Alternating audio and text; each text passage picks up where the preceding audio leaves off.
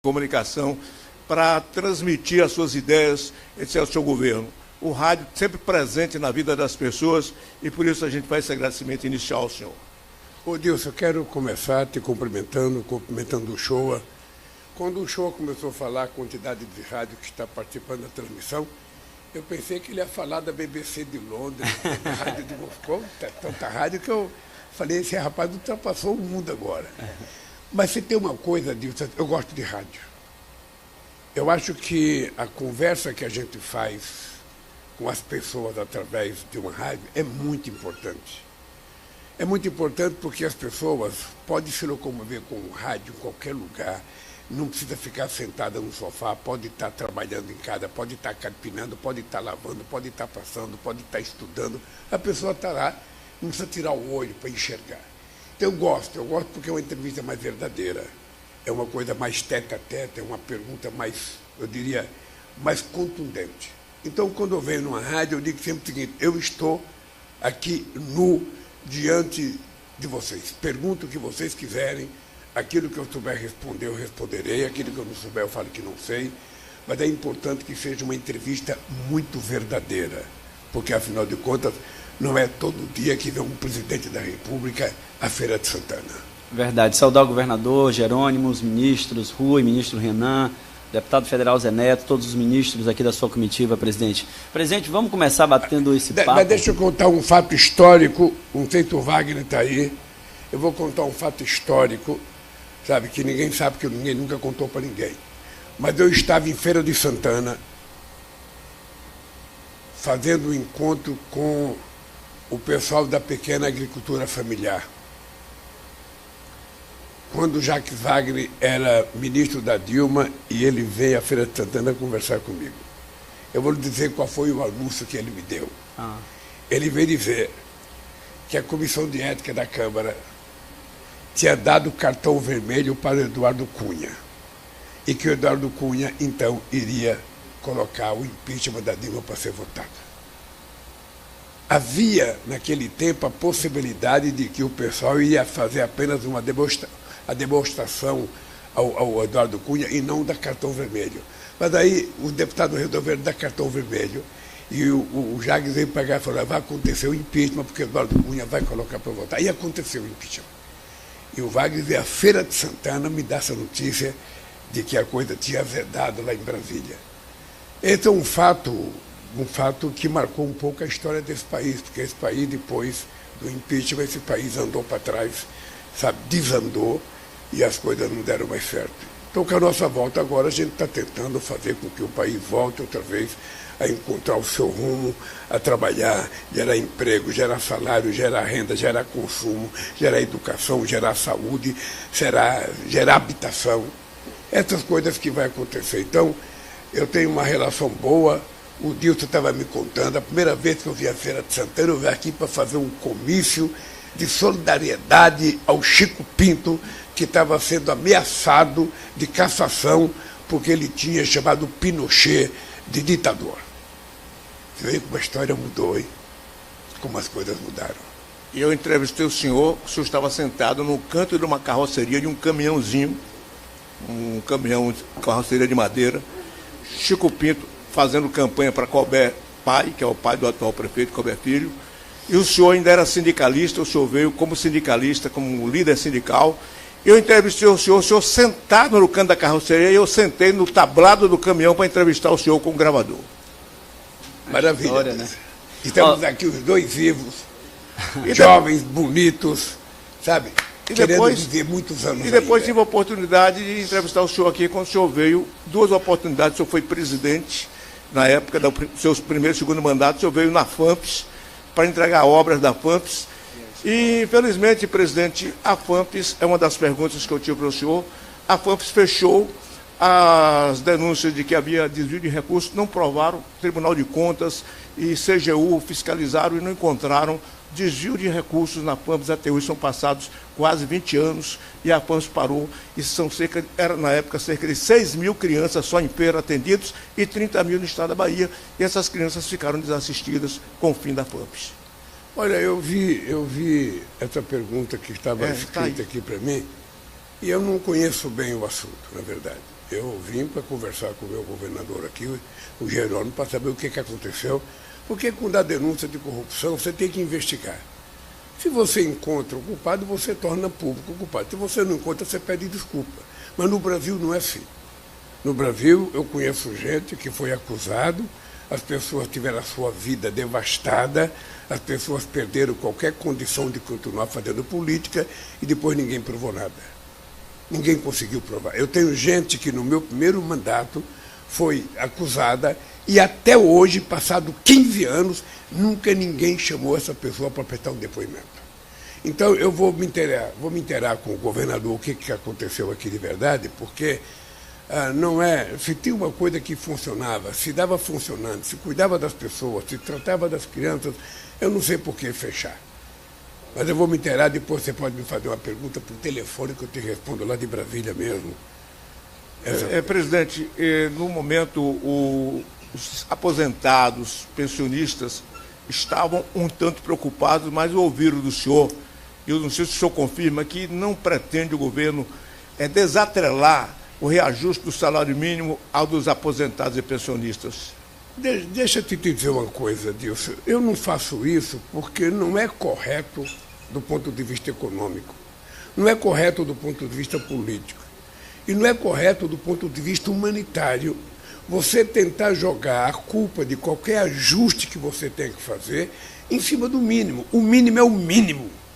Não tem nada mais baixo do que o mínimo. Então, o mínimo é aquilo que está estabelecido por lei para que a gente garanta ao trabalhador a possibilidade de comer as calorias e as proteínas necessárias para a sua sobrevivência.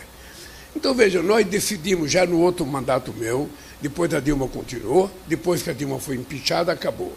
Ou seja, primeiro a gente tem a obrigação de recolocar a inflação, a reposição inflacionária, é obrigação nossa a garantir que o trabalhador vai ter a reposição para recompor o seu poder aquisitivo. Depois nós decidimos que quando a economia cresce, é preciso que o resultado desse crescimento seja distribuído com o povo, com 203 milhões de pessoas. E o que é que nós fizemos? Nós estabelecemos que a gente vai dar a reposição inflacionária mais a média do crescimento do PIB nos últimos 2 anos. Ou seja, nós estamos aumentando o poder de compra, o poder de sobrevivência das pessoas mais humildes desse país, que são quase 30 milhões de pessoas, sabe? Não tem por que a gente jogar nas costas dele. Ora, se a gente estiver gastando de forma equivocada, nós temos que parar de gastar de forma equivocada.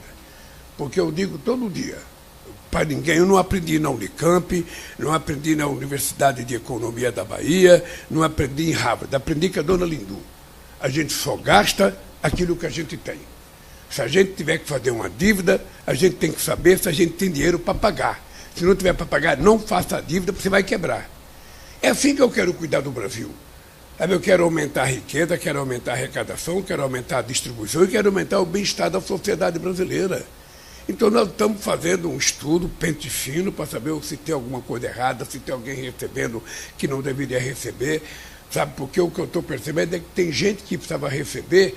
Eu fui numa casa essa semana, uma miséria tão grande, eu perguntei para a mulher, você recebe Bolsa Família? Não. Ora, se essa mulher não recebe Bolsa Família, eu perguntando, quem é que recebe? Porque essa mulher está numa miséria desgraçada. Então eu tenho muito cuidado, Deus, muito cuidado de mexer, sabe, nessas coisas de quem ganha pouco, porque tudo rebenta do lado dele. Tudo rebenta do lado dele. Ou seja, quando as coisas estão maravilhosamente bem, quem ganha muito ganha mais, quem é mais rico fica mais rico ainda. Agora, quando a coisa dá um certo desandar, a corda arrebenta do lado do mais pobre. E é por isso que eu digo o seguinte, não haverá mudança na nossa política de salário mínimo, porque nós não vamos prejudicar quem já é prejudicado a vida inteira. O presidente, ainda nesse tema da economia, muito se fala na questão da autonomia do Banco Central, né? Esse é um questionamento que muitos fazem. Qual a sua visão em relação a essa questão da autonomia do Banco Central? Manter do jeito que está? Qual a posição do senhor? Não é uma discussão de muita gente. Quem quer o Banco Central autônomo é o mercado, que fazem parte do cupom, que determina a meta de inflação, que determina a política de juros. Eu tive um Banco Central independente. O Meirelles ficou 8 anos no meu governo, como presidente do Banco Central, e o Meirelles teve total independência para fazer os ajustes que quisesse fazer, sem que o presidente da República se metesse. Agora, veja, o que você não pode é ter um Banco Central que não está combinando adequadamente com aquilo que é o desejo da nação. Nós não precisamos ter política de juro alto nesse momento, não precisamos. A taxa Selic 10,50 está exagerada, a inflação está controlada, nós acabamos de aprovar a manutenção da média de 3%, ou seja, porque responsabilidade é uma coisa que a gente preza muito. Eu digo para todo mundo, para ninguém ter dúvida do que eu falo.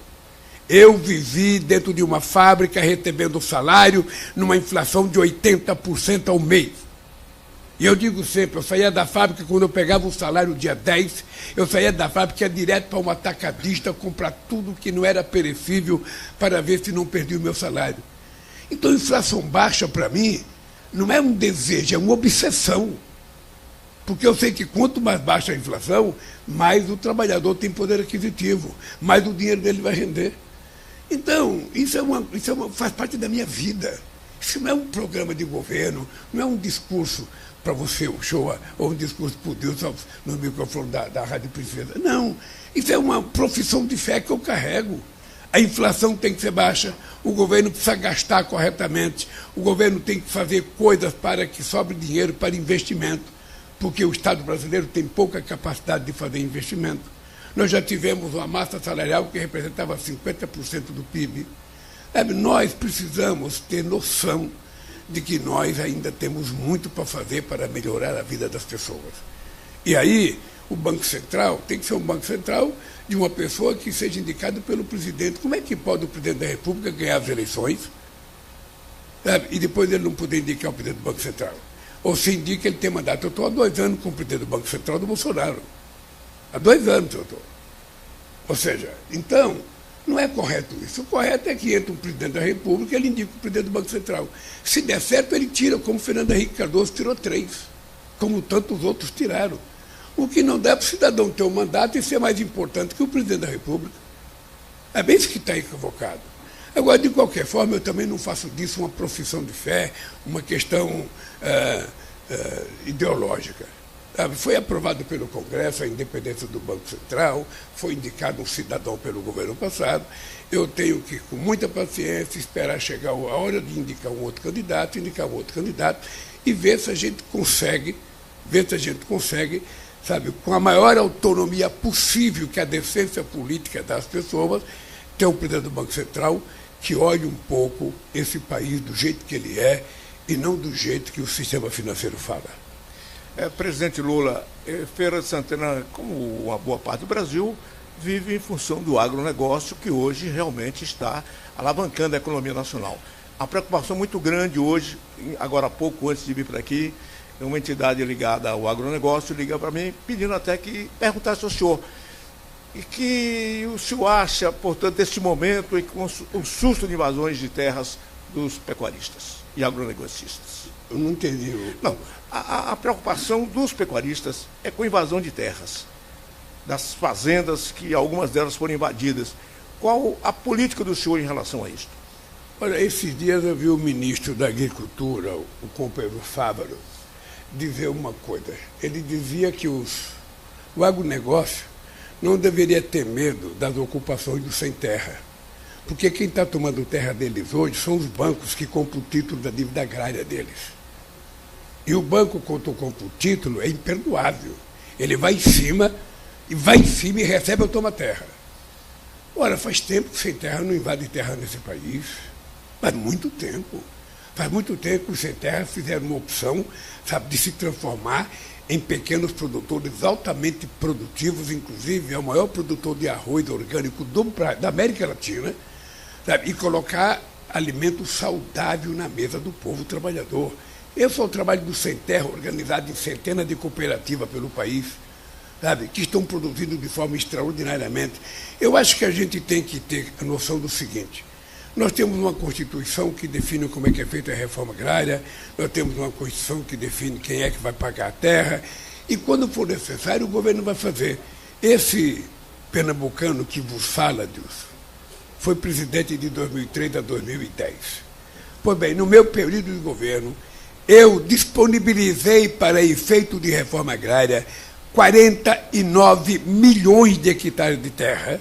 Se você somar os meus 49 com mais 2 milhões e pouco que a Dilma fez, nós, nos mandatos do PT, colocamos disponível para assentamento de pessoas e para a produção agrícola 50% de tudo que foi feito na história de 500 anos desse país. Sem nenhuma violência. Porque eu fiz uma pesquisa se o povo queria a reforma agrária ampla e radical sob o controle dos trabalhadores. E o povo queria uma reforma agrária pacífica e muito tranquila. E foi assim que nós fizemos. E é por isso que o agronegócio está bombando hoje. Agora, é importante o agronegócio saber que há uma política de financiamento do governo extraordinária. Nós vamos lançar o Plano Safra amanhã. Fique atento você, Dilson, aqui no microfone para você divulgar. Nós já fizemos ano passado o maior programa, sabe, de financiamento da agricultura da história desse país. Vamos fazer agora, vamos fazer de manhã para o pequeno e médio proprietário, para a agricultura familiar, e vamos fazer de tarde para o agronegócio. Porque na quarta-feira. Quarta-feira vamos fazer de manhã para o pequeno e médio produtor, para a chamada agricultura familiar, o PRONAF, e vamos fazer à tarde para o agronegócio. Serão 2 grandes programas de financiamento, juros subsidiados, para que as pessoas possam continuar trabalhando, porque eu acho que nós temos que levar em conta que o agronegócio hoje é responsável por grande parte da riqueza desse país, e é importante que continue assim. Que nós temos que alimentar 1 bilhão e 400 milhões de chineses, 1 bilhão e 400 milhões de indianos, sabe? Um monte de gente espalhada pelo mundo, e o Brasil tem um potencial agrícola extraordinário. E hoje, isso não tem mais aquela discussão tacanha que existia antigamente. Mas é preciso fazer investimento na indústria, porque a indústria gera emprego melhor de qualidade, porque a indústria não tem essa coisa. Obviamente que a gente quer o desenvolvimento da indústria. Nós queremos que a indústria represente muito no PIB brasileiro. Mas a gente não pode menosprezar, porque nós temos que analisar quanto de tecnologia tem hoje na criação, na produção de um grão de soja, de um grão de milho, quanto de genética tem investimento na criação de um porco, de um boi, de um frango. Eu sou do tempo em que um boi demorava 48 meses para matar. Hoje eles matam com 15 meses. Então, há uma evolução extraordinária. Só para você ter ideia, nesse 1 ano e 6 meses que eu assumi a presidência da República, nós abrimos 145 novos mercados para a agricultura brasileira. De uma tacada só, a China abriu 38 possibilidades de exportação para 38 frigoríficos brasileiros. Então, meu caro, é o seguinte, a gente vai trabalhar para o agronegócio continuar crescendo, a gente vai trabalhar para que o pequeno e médio produtor continue crescendo, e a gente vai trabalhar para a indústria brasileira voltar a crescer. Por isso é que nós criamos a nova indústria brasileira, coordenada pelo ministro Geraldo Alckmin, para que a gente possa incentivar, sabe, a indústria siderúrgica, a indústria naval, a indústria petroquímica, sabe, o pequeno e médio empreendedor brasileiro, que nós agora anunciamos um programa chamado Acredita, que vai ser o mais importante programa de crédito já feito nesse país, crédito para todo mundo, crédito para um companheiro que cata papel na rua para fazer reciclagem, crédito para os pequenos e médios empreendedores, para dono do restaurante, para dono de loja, e também crédito para habitação. Nós queremos fazer uma revolução de crédito nesse país para que os trabalhadores que ganham um pouco mais e que não querem comprar uma Minha Casa Minha Vida, eles possam comprar uma casa de 100 metros quadrados, 150, 120, e nós vamos então disponibilizar crédito para essa gente. Você vai ver o que vai acontecer. Nós já anunciamos esse programa chamado Acredita, mas ele só vai ser concluído em setembro, porque são várias entidades, Banco do Brasil, Caixa Econômica, BNDES, sabe, Ministério da Fazenda, Ministério da Casa Civil, Ministério do Meio Ambiente. Então, como SEBRAE, como tem muito ministério envolvido, leva um tempo para a gente poder saber o que cada um vai fazer, mas eu tenho certeza que esse programa Acredita será uma revolução creditícia nesse país. Porque se o país tiver crédito, o país vai para frente. É preciso crédito a juros baratos para que o povo possa ter vontade de investir. A gente está batendo papo com o presidente da República, Luiz Inácio Lula da Silva, aqui pela Princesa FM, pelas emissoras da Rede Baiana de Rádio e da Rede de Rádio Capuchinhos. Presidente, o senhor falou desse novo projeto que eu acredito. E o senhor lembrou também do Minha Casa Minha Vida, que eu acho que é uma das maiores marcas dos governos do PT. O senhor acredita que esse novo projeto ele vai ser superior ao Minha Casa Minha Vida, que foi uma grande marca do seu governo? Deixa eu falar uma coisa para você. E Feira de Santana, inclusive, foi referência no Brasil em relação à Minha Casa Minha Vida. Em 2010, dia 29 de dezembro de 2010, eu estava em Salvador, anunciando a assinatura de 1 milhão de contratos. A gente começou em 2009, a gente foi fazendo o cadastro, chegou a 1 milhão, eu vim anunciar aqui na Bahia. A partir daí já foram construídos quase 7 milhões e 800 mil casas nesse país. Só a Feira de Santana já recebeu 65 mil casas. Eu lembro que no outro mandato eu vim aqui acho que 2 ou 3 vezes inaugurar casa. E agora nós estamos aqui para anunciar mais 1.075 casas novas, estamos aqui para anunciar, sabe, regularização para o pessoal. 4.853 famílias vão ter suas terras regularizadas, e dessas 4.853 famílias, 1.371 vai ter, sabe, melhoria na sua casa. Ou seja, nós também tomamos uma decisão de pegar tudo que é terra pública, tudo que é terra da União espalhada pelo Brasil, e a gente fazer com que essa terra vá para a prefeitura, vá para o governo do Estado, para não ficar terreno baldio nesse país, e o povo morando em palafita, o povo morando em costa. Então, meu caro, nós vamos fazer uma outra revolução. Mas eu vim aqui para a Bahia para fazer uma coisa, Odilson. Eu vim aqui para a Bahia porque eu sou agoniado com a Bahia, porque eu estou tentando duplicar essa rodovia ligando Bahia ao resto do mundo, ou seja, há muito tempo. É um anel de contorno, né, licitação, uma coisa anda, depois a coisa para, faz licitação, uma coisa anda, a coisa para. Eu falei para o meu ministro Renan Filho, que está aqui do transporte, cara, pelo amor de Deus, eu quero ir na Bahia, quero ir em Feira de Santana, que tem um tráfego mortal de tanto caminhão, nós temos que ver e dizer que vai melhorar as coisas. Então eu estou aqui para quê? Eu estou aqui para anunciar uma entrega de obra, 4 ordens de serviços e 2 avisos de licitação. São 2 bilhões e 800 milhões de investimento para a gente melhorar as condições de deslocamento rodoviário na nossa querida Bahia. Nós vamos fazer a duplicação da BR-116, 166, inauguração de 40,3 quilômetros, incluindo a parte oeste do Rodanel de Feira de Santana. Obra iniciada em 2014, que foi paralisada e nós intensificamos a partir de 2023. Ordem de serviço para a duplicação de mais 53 quilômetros, contratada em 2014, que estava paralisada também. Nós vamos fazer um aviso de licitação do contorno leste de Feira de Santana, 7.200 quilômetros, um dos maiores gargalos rodoviários do estado da Bahia e também do Brasil.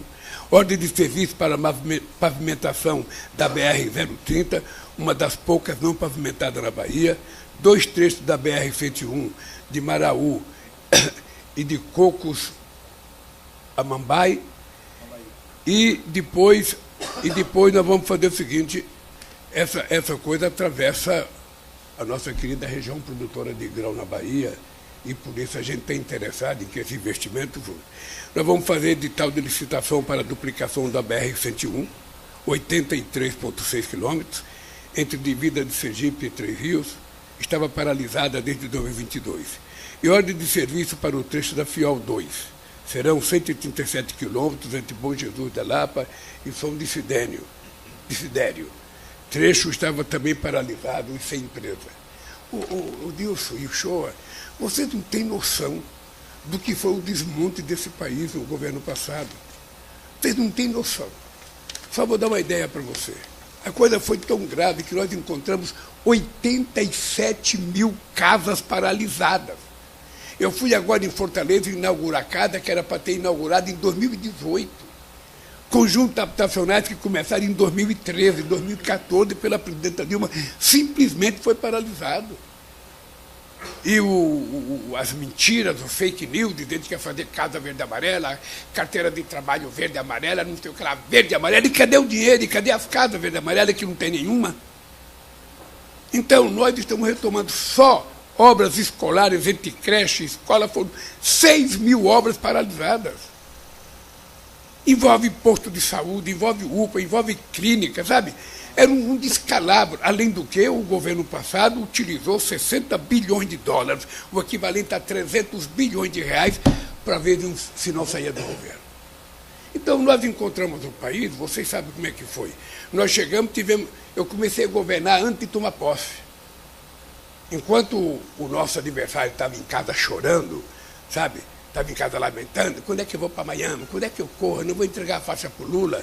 A gente já estava governando porque a gente teve que fazer um acordo da PEC da transição para poder cobrir o rombo que eles tinham deixado. É a primeira vez na história que um presidente começa a governar antes de tomar posse. E nós fizemos isso. Fizemos isso para salvar esse país. E hoje eu estou muito confortável disso, porque o país encontrou o seu rumo. Se você analisar os números, os negacionistas diziam que o PIB ia crescer 0,8%, cresceu 3%. E agora vai crescer mais. Porque o desemprego, o menor desemprego desde 2014, divulgado ontem pela PNAD, 7,1% de desemprego, o menor de 2014. A massa salarial cresceu 11,7%.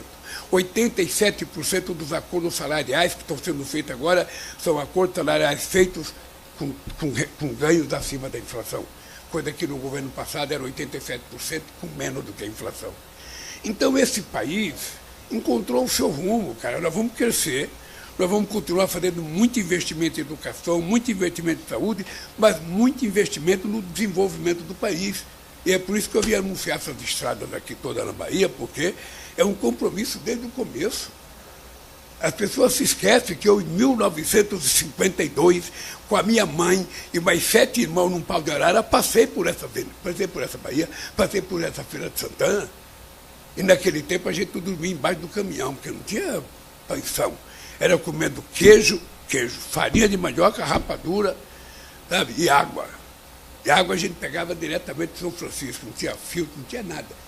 Então, o meu carinho por essas coisas é muito forte, porque tudo isso faz parte da minha imagem de criança, da minha imagem de retirante nordestino.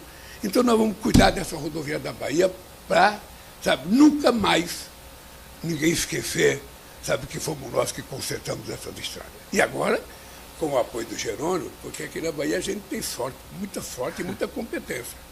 Eu era contra o Wagner deixar o Ministério do Trabalho para vir ser governador. Eu falei, Wagner, você vai perder, rapaz. Você vai lá brigar com o carlismo. Sabe? Você está sendo bem chance, Wagner. Não, mas eu vou. Eu falei, bom, já que aí vai. Não é que ele veio e ganhou no primeiro turno? Aí passou as eleições, tudo, chegou a indicação do Rui. A gente teve um pouco de divergência. Ele indicou, falou, vou indicar o Rui, é a minha Dilma. O Rui faz para mim o que a Dilma faz para você. Eu vou indicar o Rui. Indicou o Rui. Eu falei, mas não vai ganhar, Wagner. Pô, ganhou no primeiro turno. Quando é agora, ele desinventa de lançar o Jerônimo. E esse menino jovem, sabe, era secretário de Educação, as coisas não andavam bem, vocês vão indicar, sabe? O Grampinho estava com 67%, bem avaliado. Eu falei, pô, estamos desgraçados. Não é que o Jerônimo virou governador da Bahia? Então, eu aqui, cara, só tenho que aprender. Eu, quando vim aqui, saio daqui como se eu estivesse fazendo pós-graduação de política, sabe, em Harvard. Venho aqui e aprendo, sabe? E também porque eu tenho certeza que numa encarnação qualquer da minha vida eu sou baiano. Porque a minha relação com esse povo é muito forte. Eu gosto muito do povo baiano e tenho certeza que eles gostam de mim. Aonde eu chego nesse país que tem um baiano, a primeira coisa que ele fala, Lula, eu estou da Bahia, Lula. Meu filho fez o ProUni, Lula. Meu filho fez não sei das contas, Lula. Meu filho está no Instituto Federal, Lula. Isso é que dá alegria da gente governar. Sabe? E governar agora, com Jerônimo no governo e com o Rui Costa na Casa Civil, eu fico sempre de olho para o Rui Costa não desviar todas as obras para a Bahia. Porque ele tem que lembrar que tem 27 estados, precisa cuidar um pouco de todo mundo. Então é isso. Eu tô vivendo, Dilson e o Shoa, um bom momento da minha vida. Eu estou muito consciente do que a gente tem que fazer nesse país. Estou muito consciente que a gente vai recuperar esse país. Você está lembrado de que a primeira propaganda que nós fizemos na televisão em 2003, eu conto essa história, porque o Ronaldo Fenômeno tinha se machucado na Inter de Milão. E a imprensa esportiva dava ele como encerrado para o futebol. Fora. Está fora do futebol. Está lembrado? E aí aquele cara vai, treina, volta e o artilheiro da Copa do Mundo de 2002. Aí nós fomos procurar o Ronaldão para fazer uma propaganda. O que eu queria passar a ideia? A ideia de que eu sou brasileiro e não desisto nunca. E isso era o companheiro, apareceu o Ronaldo treinando, tá aí voltando. Eu quero que o povo brasileiro saiba, a gente não pode desanimar, a gente não pode desistir, cara. Você levanta de manhã, você está com alguma coisa errada, você está nervoso, sabe? Para de ficar nervoso, pensa em Deus, pensa na sua família, pensa no seu filho e arruma uma cauda para a gente consertar esse país. Esse país tem que dar certo, não é possível. Esse país extraordinário, sabe, que tem todas as riquezas minerais que nenhum outro tem, que tem 8.000 quilômetros quadrados, a maior floresta tropical do planeta Terra, que tem quase 13% da água doce do mundo, que tem uma costa marítima de 8.000 quilômetros, que tem 16.000 quilômetros de fronteira. Rapaz, isso aqui é quase como se fosse um paraíso que Deus fez para nós. Então vamos pegar esse paraíso e transformá-lo numa coisa extraordinária. Esse é o meu desejo. E ninguém, hipótese alguma, ninguém vai me tirar do sério nesse negócio. O senhor falou aí de política, do senador Wagner, do ministro Rui, do governador Jerônimo. O senhor tem aqui um deputado federal, né, do PT, seu deputado federal lá, e que vai para mais uma pré-candidatura aqui à Feira de Santana, né? As pessoas aqui brincam que o senhor tentou 4 vezes e se elegeu, e que o deputado está indo para a quinta. Né? Como é que o senhor acompanha aí o deputado federal Zé Neto? Não, aqui na Bahia nós temos uma situação política muito boa, porque além dos petistas, nós temos aliados. Né? Um cara como o Otto, eu considero o Otto um senador do PT, um senador de uma lealdade extraordinária, e as alianças que eles fizeram para governar a Bahia que tem resultado para nós no governo federal. Olha, eu acho que o dia do Zé Neto vai chegar. Eu tenho certeza, sabe? Por quê? Porque vai chegando um momento em que as pessoas começam a falar, porra, esse cara é teimoso, esse cara gosta de brigar, esse cara é tinhoso, esse cara é aquele centroavante rompedor, que não tem medo de nada, vai para a luta, se propõe, disputa, se perde, tudo bem, perde e vai para a rua outra vez, conversa com o povo. Eu vou contar uma história para você, o show. Em 1998 eu perdi as eleições com o Fernando Henrique Cardoso. O Mangabeira Unger foi no meu comitê me convidar para ir para Harvard, passar 6 meses em Harvard fazendo um curso. Isso em novembro, dezembro de 98. Eu falei para o Mangabeira, eu não posso ir para Harvard, eu acabei de perder uma eleição, cara. Eu tenho milhões de pessoas que votaram em mim, eu perdi as eleições, eu tenho o meu partido, eu tenho os meus sindicalistas, eu tenho meus amigos, eu vou sair? Não, eu vou viajar ao Brasil a partir de janeiro para ir conversar com essa gente, levantar a moral da minha tropa. Como é que eu vou deixar minha tropa aqui e vou para Harvard? Não, eu não fui. O Ciro foi no meu lugar e votou o que votou. É isso. Então eu estou bem no Brasil, estou bem. Adoro viajar ao Brasil, adoro. Hoje certamente o Jerônimo vai me oferecer um acarajé. Certamente, eu estou com água na boca desse tal de acarajé. Mas eu vou esperar por uma baiana que faz lá no Palácio de Ondina.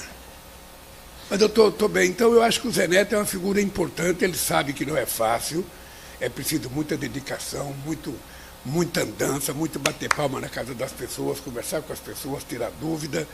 Sabe que um dia vai chegar. Chegou para mim. Sabe, eu fui visitar a Juiz de Fora agora, a prefeita perdeu 4 vezes também, chegou para ela. A Le Pen na França, cara. A Le Pen, depois de perder tanto ali, o pai dela está chegando para ela. Sabe, então as coisas assim. A gente tem que teimar, tem que lutar, tem que brigar e tem que fazer as coisas certas. Uma coisa que a gente tem que aprender é que a gente tem que aprender a falar com o povo o que ele quer ouvir da gente. Porque às vezes a gente fala o que a gente pensa, só o que a gente pensa, e não é isso que o povo quer ouvir, o povo quer outra coisa. Então é preciso a gente ir fazendo uma modelagem.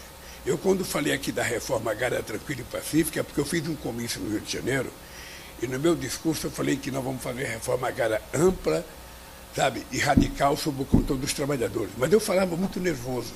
Aí quando eu desci do caminhão, uma senhora de cabelo branco falou assim para mim, Lula, eu voto em você, Mas você não pode ficar nervoso quando você fala, você não pode gritar, você estava babando, cara. Isso me dá medo.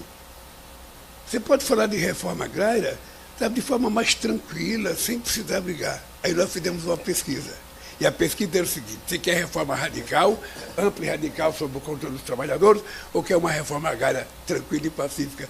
90% queria tranquila e pacífica. Então, por que eu vou entrar em guerra se o povo quer paz? Então eu estou bem, acho que o Neto tem chance. Feira de Santana é uma experiência administrativa importante, é uma cidade extraordinariamente grande, com muitos problemas, ele sabe disso, e eu fico torcendo para que dê certo, fico torcendo para que ele possa ser eleito prefeito, fico torcendo para que ele consiga concluir um programa de governo aqui, e ele agora tem muitos aliados aqui de competência. Né? Agora não é ele só, agora é ele, é Rui, é Wagner, é Otto, é o Jerônimo, é o Lula. Se eu puder ajudar um pouquinho, eu ajudo, mas sabe, eu sou de fora. Mas eu acho que ele tem uma chance, ele merece, é um bom deputado, é um rapaz altamente preparado. Eu acho que vai dar certo. Presidente Lula, um caminho internacional. Uma pesquisa feita recente, de ontem para cá nos Estados Unidos, dá conta que 72% da população é contra a reeleição, não pela capacidade administrativa dele, mas pela capacidade física dele de assumir uma eleição nos Estados Unidos, e que Kamala Harris pode até substituir. Gostaria de saber qual a opinião do senhor e uma outra opinião, já que nosso tempo está chegando, né? Pelo senhor seguiria até amanhã, mas o senhor tem outros compromissos e a assessoria já nos recomenda com muita categoria. E outra coisa, Zelensky disse que não perdeu a esperança de ter o senhor do lado dele. O senhor acha que o que é que mudaria esse panorama internacional em referência a Biden? E ainda tem a França, né? A França, ele falou de repente. Biden e Zelensky. Deixa eu dizer uma coisa para os nossos ouvintes. É muito difícil a gente dar palpite num processo eleitoral de um outro país. É muito difícil porque depois do resultado eleitoral, a gente tem que conviver com quem ganhou as eleições. Então você tem que tomar cuidado para não criar animosidade. Eu, pessoalmente, gosto do Biden. Já encontrei com o Biden várias vezes. Sabe? Eu acho que o Biden ele tem um problema, sabe? Que ele está andando mais lentamente, ele está demorando mais para responder as coisas, possivelmente esteja pensando. Mas quem sabe da condição do Biden é o Biden. Eu fui visitar o presidente Sarney, sabe, essa semana, sabe, sexta-feira passada no Maranhão, tem 94 anos, o Sarney está preocupado com as eleições de 2026, cara. Eu pensei que ele estava aposentado, está não. A cabecinha dele está 1000 por hora. Fui visitar o Fernando Henrique Cardoso na semana passada, está com 93 anos, também a cabeça está boa, falando mais lentamente por causa da idade. Eu fui visitar todas as pessoas que já passaram de 80 e poucos anos, que estão meio em situação de saúde precária. E eu acho que o Biden é ele que sabe. Veja, porque uma pessoa pode mentir para si mesmo, pode mentir para todo mundo, mas ele não pode mentir a vida inteira para ele mesmo. Então, o Biden é que tem que avaliar. Se ele está bem, ele é candidato, tudo bem, ele acha que está em condições, ótimo. Mas se ele não está, é melhor eles tomarem uma decisão. O que foi chato e desagradável é que no debate expuseram muito a fragilidade do Biden. Primeiro, do outro lado, um cidadão, sabe, mentiroso, porque disse, segundo o New York Times, contou 101 mentiras no debate. Sabe? E do outro lado, o Biden, sabe, com uma certa morosidade para responder as coisas. Mas quem sabe da saúde dele é ele, não sou eu.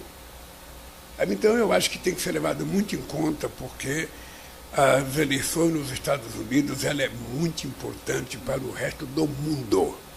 Não é para os Estados Unidos, é para o resto do mundo. Porque a depender de quem ganhe, e a depender de que política externa que quer ter os Estados Unidos, a gente pode melhorar ou a gente pode piorar o mundo. E eu acho que é importante a gente levar em conta que é preciso melhorar o mundo. O mundo precisa ficar mais humano, o mundo precisa ficar mais solidário, mais fraterno, sabe? Mais humanista, na verdade é essa. As pessoas estão muito raivosas, as pessoas estão muito irritadas.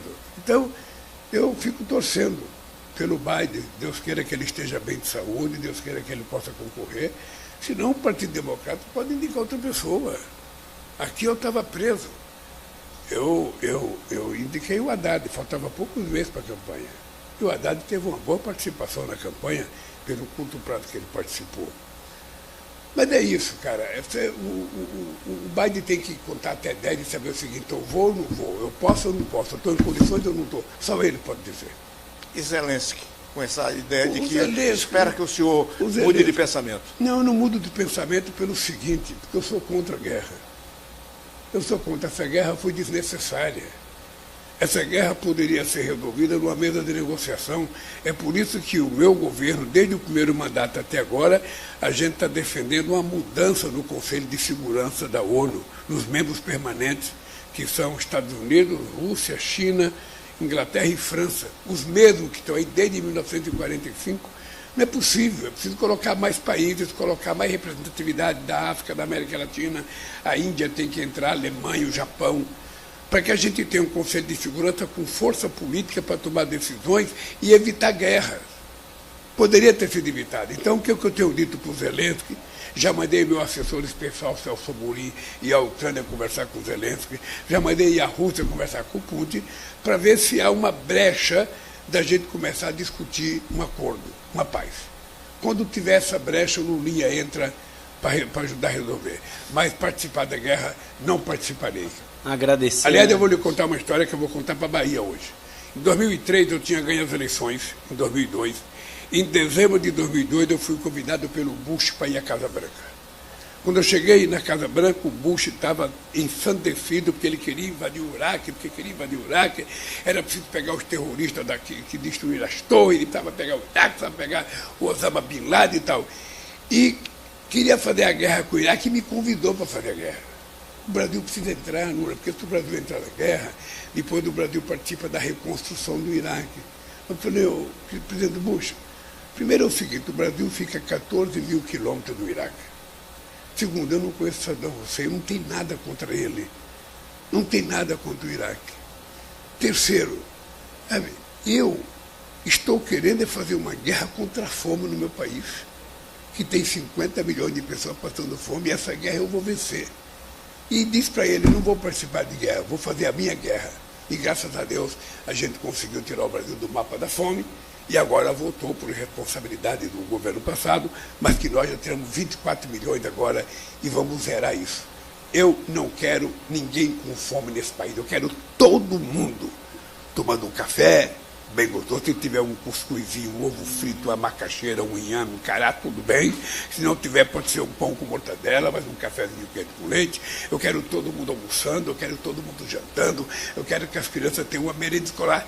Aliás, você sabe que a refeição escolar ficou 7 anos sem reajuste? Vocês não acreditam que é possível a refeição dos nossos filhos ficarem 7 anos sem ter reajuste? Eu tive que entrar e dei 39% de reajuste. É um negócio absurdo o que aconteceu nesse país. Então, eu tenho as minhas guerras aqui internas para fazer. A minha guerra é melhorar a vida do povo brasileiro. É ver as crianças bem estudadas, bem formadas. Vocês vão ouvir hoje do chamado programa Pé de Meia, o que nós fizemos com o Pé de Meia. Não sei se você já ouviu falar disso. É um programa para a gente evitar que meninos e meninas de 14, 15, 16 anos deixem de estudar o ensino médio para poder trabalhar. Nós queríamos ele na escola. E para isso a gente criou uma poupança. Uma poupança que vai dar 2 mil durante 10 meses. Quando chegar no final dos 10 meses, se ele tiver participado 80% das aulas e passar de ano, ele vai receber mais 1.000. Aí já são 3 mil. No ano seguinte, a mesma coisa, 10 de 200 e mais uma de 1.000. E no terceiro ano, quando ele terminar, ele pode ter 9 mil reais numa poupança. E a gente está fazendo isso para quê? Porque se eu não fizer investimento em educação agora, se eu não acreditar que é preciso formar essas crianças, eu amanhã vou ter que gastar esse dinheiro para fazer cadeia. É isso. Para enterrar jovens mortos pelo narcotráfico, pelo crime organizado. Então, a hora de investir é essa idade. É quando está 15, 16, 14 anos, não sei se vocês têm filho, mas é nessa idade que o filho da gente é mais carente. Se a gente, então, não der um apoio e ele desviar de caminho, não se recupera mais. Então, esse país, o Showa, eu vou construir. Obviamente que eu, quando eu falo eu vou construir, eu sou o Jerônimo, eu sou o Wagner, eu sou o Rui, eu sou o Neto, eu sou vocês. Ou seja, na verdade, quando eu falo eu, é nós. Nós temos que consertar esse país. Eu tenho fé em Deus que a gente vai chegar lá. Eu tenho 2 anos e 5 meses de mandato. Tem quase o dobro do que eu já governei. E vou te contar uma coisa, nós vamos fazer muita coisa nesse país. Mas muita coisa nesse país que vocês não têm dimensão. Acabamos de aprovar 100 novos institutos federais. Quando eu cheguei na presidência em 2003, em 100 anos, a elite brasileira tinha feito 140 institutos. Nós vamos chegar a 782 institutos federais. Porque a educação, para mim, é obsessão. Eu sei o significado de um trabalhador com profissão e um trabalhador sem profissão. Eu sei a chance de um e a chance de outro. E eu já fui sem profissão e já tive profissão, então eu tenho dito para mim, eu quero que vocês estudem. E tenho pedido para os pais, pelo amor de Deus, não deixem seus filhos parar de estudar, em hipótese alguma, por nada desse mundo. Não deixem ele parar de estudar. Mesmo que ele quiser ser jogador de bola, manda ele estudar. Porque um jogador de bola letrado pode ser melhor do que um não letrado. Então, é assim que é a minha vida. O show é assim, Deus que é a minha vida. Eu quero agradecer a vocês essa entrevista, dizer para vocês que, para mim, a rádio é uma coisa muito importante, eu tenho um apreço muito grande por entrevista de rádio, e agora que vocês descobriram o caminho da minha assessoria, quando tiver uma coisa importante, você fala, pô, nós queríamos ouvir o presidente Lula, diga para o meu pessoal, o que a gente pode fazer do Palácio da Alvorada, bota o microfone lá, o Estuquinha bota a câmera dele, a gente faz como se estivesse ao vivo. Vocês dois bonitão aqui, eu bonitão lá, e a gente conversa com o povo, a Bahia inteira. Muito obrigado pelo carinho. Agradecer ao senhor, né, Dilson? Agradecer a todas as emissoras de rádio que estão aí, a Bahia inteira acompanhando o presidente Lula nesse momento, comandado aqui pela Princesa FM, pelos programas Altos Papos e Bom Dia Feira. E agradecer ao nosso superintendente, Frei Jorge, que abriu todo esse espaço das emissoras para que a gente pudesse fazer esse bate-papo com o presidente, com o governador e toda a sua comitiva, Dilson. Bom, eu agradeço pessoalmente. Mais uma entrevista que eu faço com o presidente Lula. Essa entrevista que a gente tem realmente o prazer de divulgar em toda a Bahia, porque o senhor, nesse momento, o senhor falou para toda a Bahia, para a Chapada Diamantina, para o Norte, para o Nordeste, para o Sul, para a capital baiana também, né, através das rádios da capital, da Rádio Recôncavo. E agradecer, viu, presidente? E o senhor se sinta mais radialista a partir de hoje. Deus, muito obrigado, muito obrigado. Muito obrigado aos ouvintes da Rádio Sociedade, da Rádio Guaraíba, da Rádio Interativa, da Rádio Nova Cidade, da Vale SM, da Rádio Costa Sul, da Rádio Andaiá, e da Rádio Jaraguá, e da Rádio, a última lá? Recôncavo. Recôncavo, Recôncavo Baiano. Se eu pudesse, eu ia mandar um recado para Dona Canoa. Mas como ela já foi para o céu, está de lá olhando a gente aqui bonitão. Obrigado. Tá? Um abraço. Que Deus abraço do coração. Assim com o senhor. E o governador o governador Jerônimo está aqui, o ministro Rui Costa, e o ministro Renan também, nosso agradecimento. O deputado Zé Neto também, que está aqui. E o ministro Jader Filho, que veio aqui anunciar, hoje ele vai assinar 1.075 casas aqui em Feira de Santana. Ok, obrigado e até uma próxima oportunidade, presidente. Abraço, abraço. Abraço a todo mundo que estava ouvindo aí a Rádio Princesa FM, a todas as emissoras. A gente agora encerra esse bate-papo com o presidente